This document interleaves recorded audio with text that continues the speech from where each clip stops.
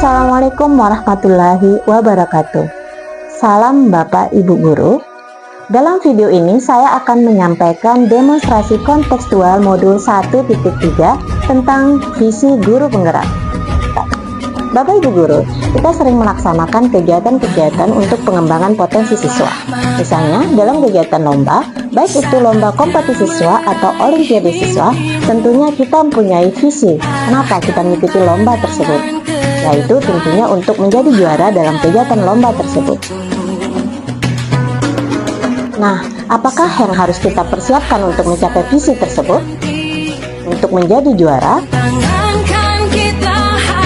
tentunya kita mempersiapkan segala sesuatunya untuk mencapai visi tersebut.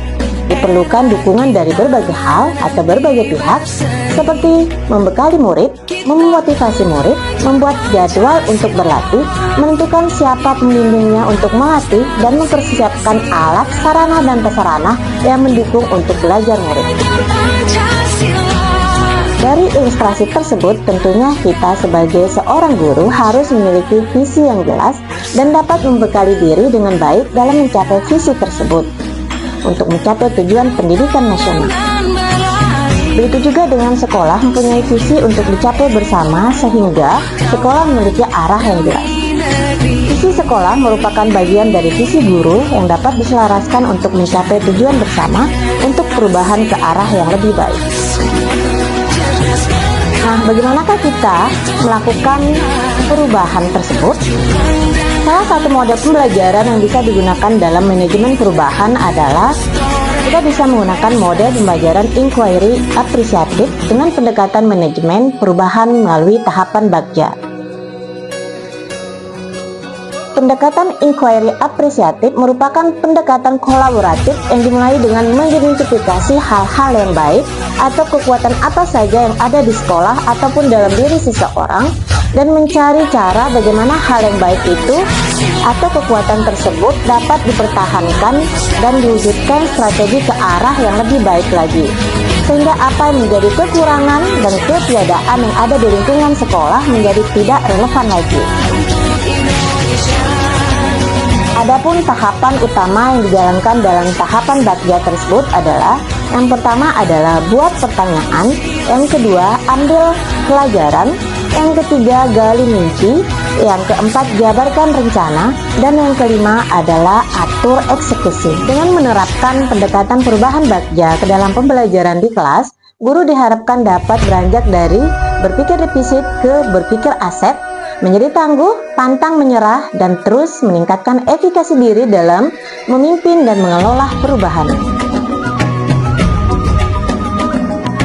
Adapun visi saya adalah terwujudnya murid berkarakter profil pelajar Pancasila berbasis literasi.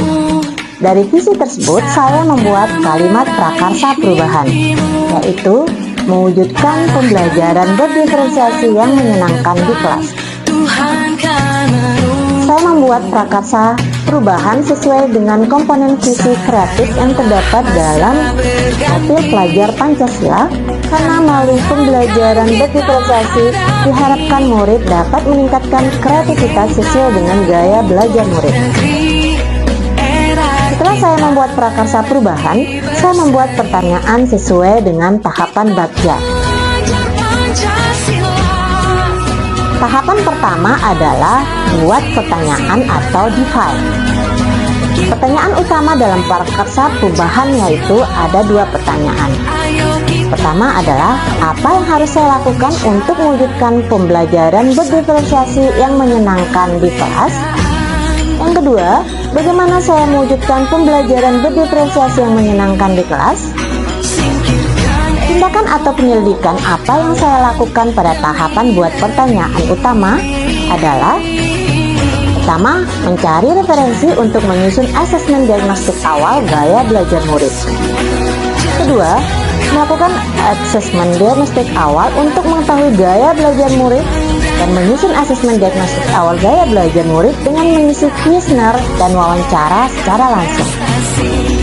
Ketiga, berkolaborasi dengan teman sejawat untuk mendapatkan informasi tentang pembelajaran berdiferensiasi. Keempat, berdiskusi dengan murid mengenai pembelajaran yang menyenangkan bagi mereka. Tahapan kedua adalah ambil pelajaran atau discover. Pertanyaan dalam ambil pelajaran adalah, siapakah di sekolah yang memiliki pengalaman pribadi yang pernah mengimplementasikan pembelajaran berdifferensiasi yang menyenangkan di kelas? Kedua, keterampilan apa saja yang saya miliki untuk membantu saya dalam mewujudkan pembelajaran berdifferensiasi menyenangkan di kelas? Tindakan atau penyelidikan apa yang saya lakukan pada tahapan ambil pelajaran? Pertama, mencari contoh nyata tentang pengalaman implementasi pembelajaran menyenangkan bisa diterapkan. Bisa melalui wawancara, studi literatur, mencari praktek baik tentang pembelajaran berdifferensiasi melalui PNS. Kemudian melakukan wawancara atau survei pengalaman atau pendapat dari kepala sekolah, guru, ataupun orang tua murid. Tahapan ketiga adalah gali mimpi atau dream. Pertanyaan yang saya buat pada tahapan ini adalah, pertama, apakah kebiasaan-kebiasaan baru yang saya bayangkan jika pembelajaran berdifferensiasi menyenangkan di kelas telah berjalan dengan baik? Kedua, bagaimana perasaan saya dan murid jika menerapkan pembelajaran berdifferensiasi menyenangkan di kelas? Ketiga, harapan apa yang saya ingin capai dalam proses pembelajaran berdifferensiasi menyenangkan tersebut? Tindakan atau penyelidikan apa yang saya lakukan pada tahap gali mimpi? Pertama, membuat deskripsi sikap saya dalam merespon pertanyaan murid tentang survei kenapa masing-masing kelompok gaya belajar murid berbeda.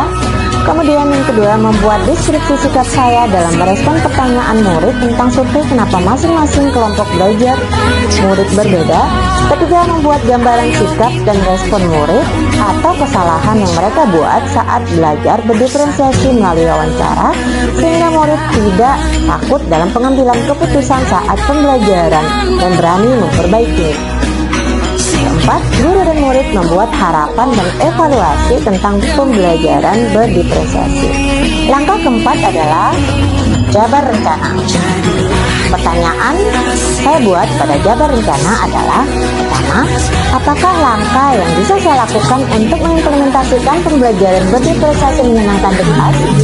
Kedua, apa tindakan-tindakan yang mendukung proses implementasi pembelajaran berdifferensiasi di kelas? Kemudian yang ketiga, berapa lama waktu yang diterapkan dalam pembelajaran berdifferensiasi yang menyenangkan di kelas? Tindakan atau penyelidikan apa yang saya lakukan pada tahap jabar rencana? Pertama, membuat pertanyaan diagnostik awal untuk mengetahui gaya belajar murid.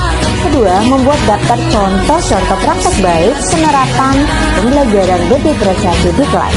Ketiga, merancang tahapan pembelajaran di kelas, saran ajar, modul, media pembelajaran sesuai dengan gaya belajar murid. Keempat, membuat target pencapaian dari pembelajaran berdifferensiasi. Kelima, mengkondisikan situasi belajar agar menyenangkan bagi murid.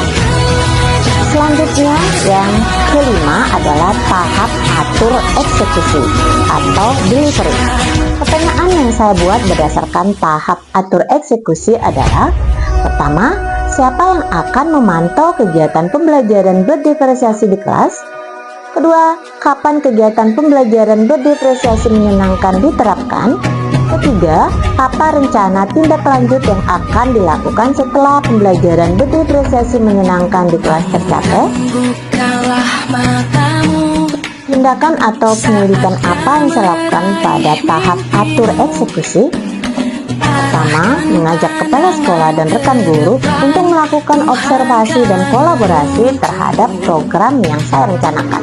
Kedua, membuat daftar siapa saja rekan guru atau kepala sekolah dan kapan pelaksanaan untuk observasi kelas saya. Ketiga, membuat jadwal pembelajaran berdifferensiasi. Keempat, selalu melakukan refleksi pada setiap akhir pembelajaran tindak lanjut dari hasil pembelajaran. Demikian Bapak Ibu Guru, prakasa perubahan yang telah saya buat. Terima kasih. Wassalamualaikum warahmatullahi wabarakatuh.